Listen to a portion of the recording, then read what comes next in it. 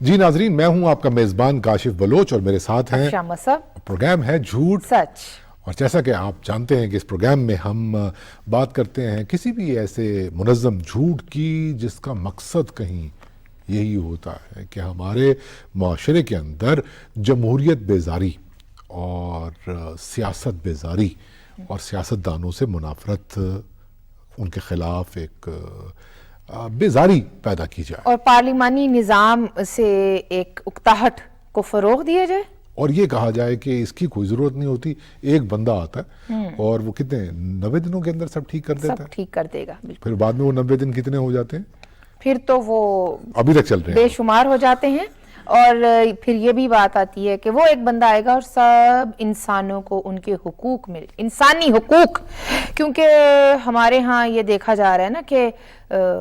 ایک طبقہ ایسا ہے جو یہ سمجھتا ہے کہ 9 مئی سے پہلے تو انسان بھی نہیں تھے. وہ لوگ یہ سمجھ رہے ہیں، اور کیونکہ وہ انسان ہیں لہٰذا ان کے تمام ہیومن رائٹس ہیں، انسانی حقوق بھی انہی کے ہیں.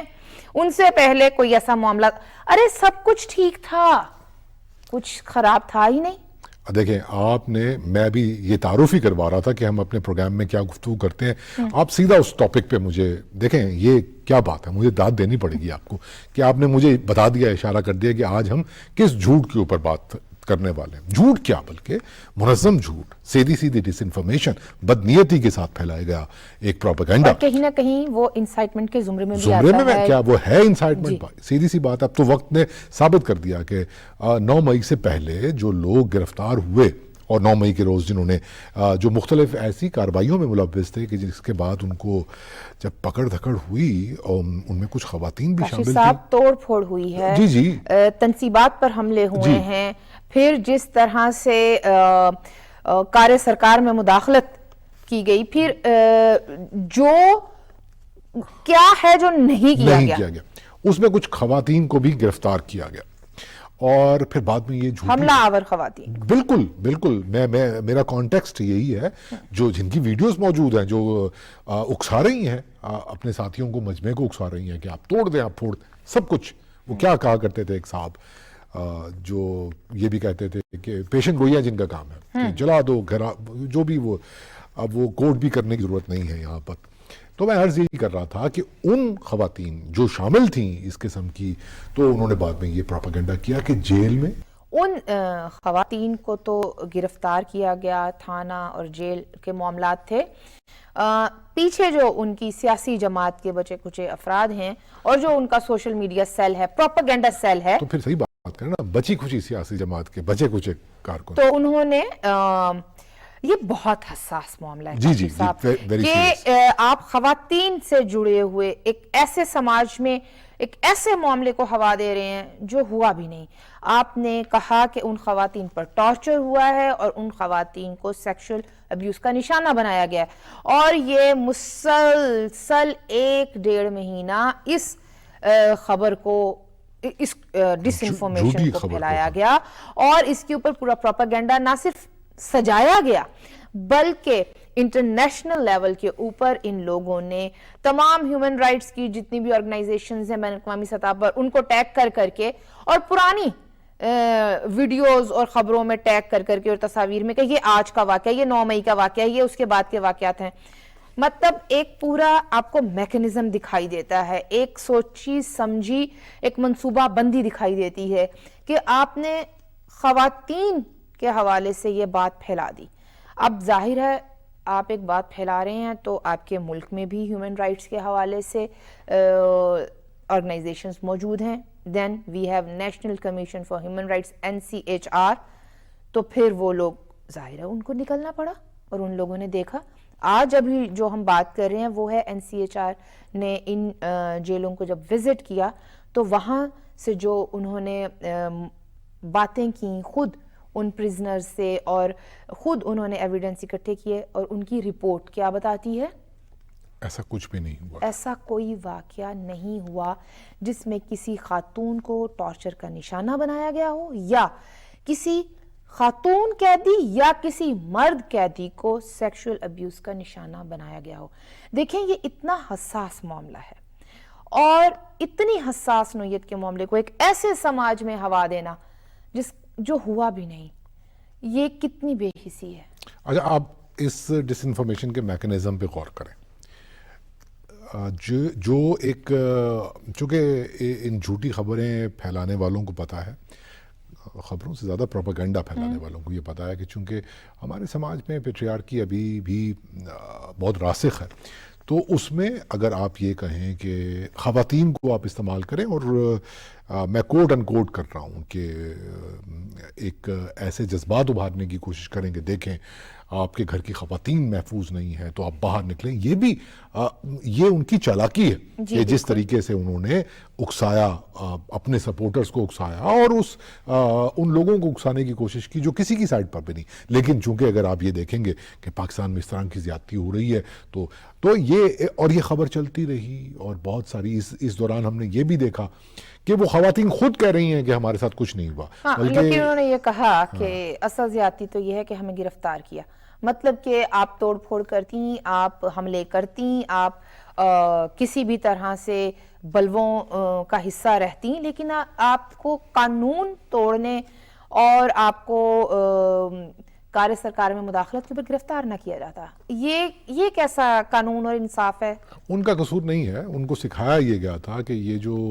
توڑ پھوڑ ہوتی ہے نا، یہ بھی کرکٹ کی طرح کا کوئی کھیل ہوتا ہے، چونکہ میں کرکٹ ساری زندگی کھیلتا رہا ہوں تو دیکھیں یہ بھی کرکٹ ہی ہوتی ہے۔ وہ اپنی طرف سے انفارچونیٹلی ان کو ایسے برین واش کر دیا گیا تھا کہ انہوں نے وہ ابھی تک یہی سمجھتے ہیں کہ اس سے تو ہمیں یہ تو وہ کیا اس کو بولتے ہیں کہ یہ تو مطلب آپ اس پہ آپ کو اس پہ جرم نہیں ہے۔ تو اب یہ اندازہ ہے، لیکن بہرحال اس رپورٹ سے دو باتیں سامنے آئی ہیں۔ ایک تو یہ جھوٹ کھل کے سامنے آ گیا ہے، ایک دوسری بات جو سامنے آئی ہے، اور میں چاہوں گا کہ آپ اس پہ بات کریں، بلکہ میں سوال کی صورت میں یہ سچویشن آپ کے سامنے رکھنے کی کوشش کرتا ہوں۔ دیکھیے، اس سے پہلے جو آپ نے ہنٹ دیا کہ ان لوگوں کو جیلوں کی کوئی خبر نہیں تھی، وہ ایلیٹ کلاس، ٹھیک ہے، پی ٹی آئی سپورٹرز تھے جن کا انسانی حقوق سے، جیلوں سے، ریفارم سے، سماج سے صرف اتنا ہی تعلق تھا کہ بس اس کو وزیر اعظم بنا دو، سب ٹھیک ہو جائے گا۔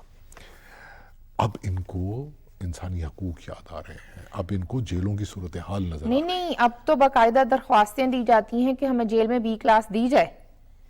اور یہ لوگ کیا کہتے تھے؟ اور یہ لوگ وہ ہیں جن کا لیڈر یہ کہتا تھا کہ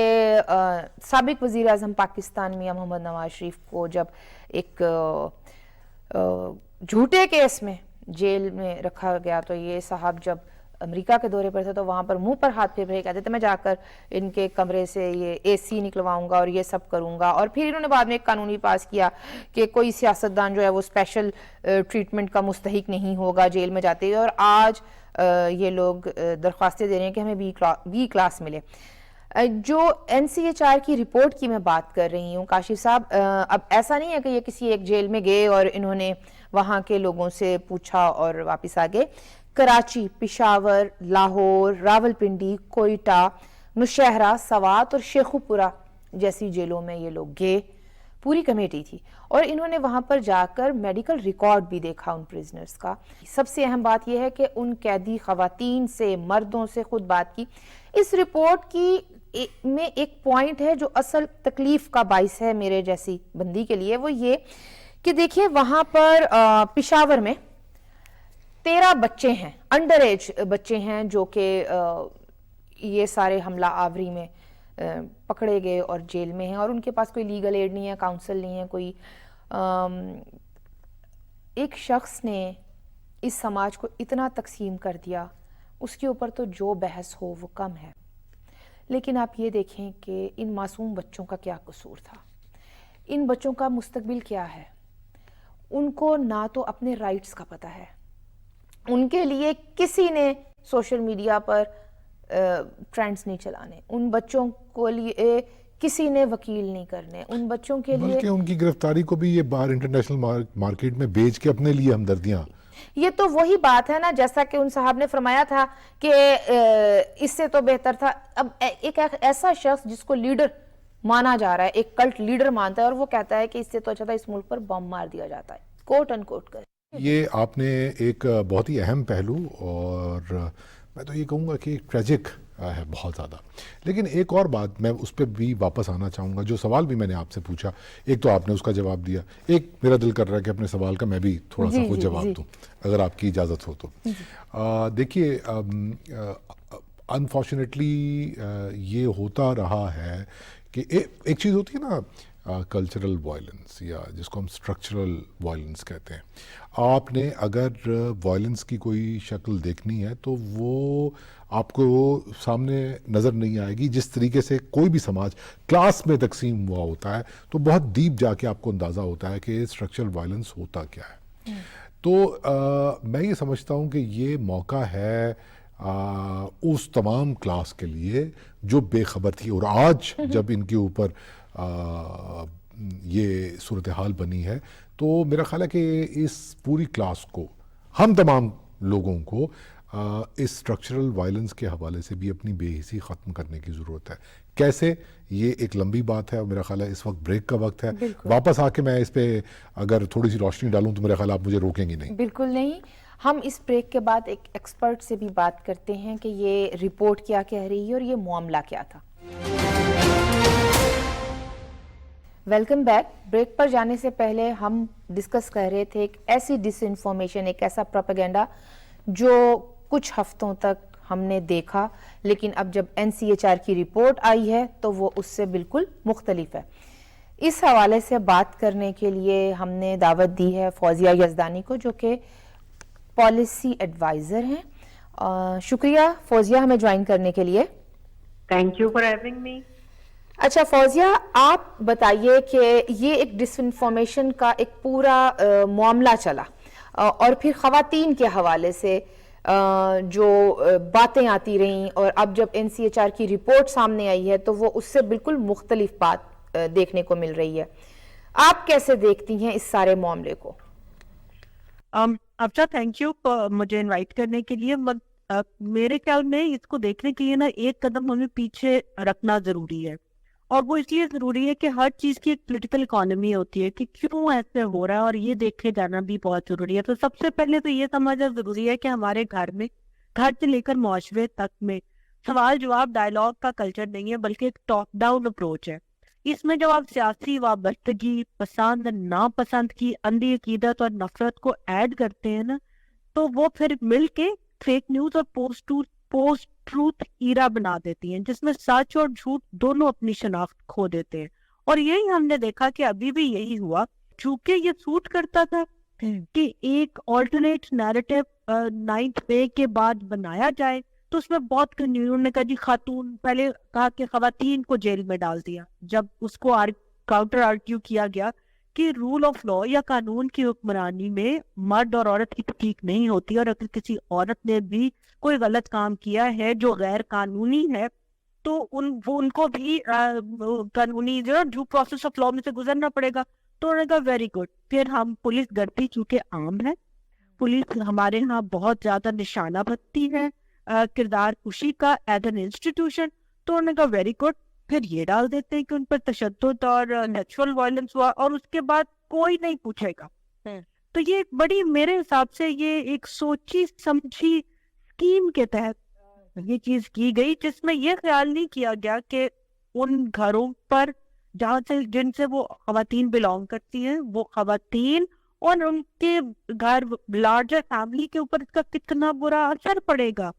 کیسے آپ مطلب ان کو اچانک آپ نے ایک سیاسی ورکر سے ایک سیکشول وکٹم بنا دیا. میں سروائیور بھی نہیں کہہ رہی اس لیے کہ ان کے ساتھ سیکشل وائلنس نہیں ہوا, اب ہمیں پتہ ہے. ایک سوال فوزیہ میں بھی آپ سے پوچھنا چاہوں گا. دیکھیں آپ نے جو گفتگو کی بہت ہی اس کو آپ نے صحیح کانٹیکسٹ میں پٹ کیا. ایک اور بات ہم کر رہے تھے, اور وہ یہ کہ ایک خاص کلاس سے تعلق رکھنے والی, ایلیٹ کلاس سے تعلق رکھنے والی خواتین جو کہ PTI سپورٹرز تھیں, وہ ایک اپنا ایک مائنڈ سیٹ ہے, اور وہ ہم سب جانتے ہیں کہ وہ کیا مائنڈ سیٹ ہے. ان کو اب یہ خیال آ رہا ہے کہ جیلوں میں سہولیات موجود نہیں ہیں. اور انسانی حقوق کی خلاف ورزی ہو رہی ہے. جیسے 9 مئی کے بعد پاکستان میں انسانوں نے جنم لیا اور 9 مئی کے بعد ان کے حقوق کو ریئلائز کیا جانے لگا. آپ کو نہیں لگتا کہ یہ ایک بہت ہی اچھی اپرچونٹی ہے ان لوگوں کے لیے بھی اور ویسے ہم لوگوں کے لیے بھی کہ جب یہ تھوڑا غور کریں کہ یہ جو اسٹرکچرل وائلنس ہے اس کا شکار بننے والوں کی اکثریت جیلوں میں موجود ہے اور جو ریفارمز کی بات ہوتی ہے تو اب اس کو سامنے لایا جائے بجائے اس کے کہ یہ جو وکٹم ہوڈ پلے کی جا رہی ہے پی ٹی آئی کے لوگ خواتین کی طرف سے ان پرٹیکولر اس پہ بات کی جائے. ڈاکٹر صاحب کی بات بالکل درست ہے. دیکھیں سب سے پہلے تو میں یہ چیز سامنے رکھنا چاہوں گی آپ کے کہ ایک سیاسی سوچ رکھنا, سیاسی عمل میں شامل ہونا, چاہے وہ پولیٹیکل ریلی ہو,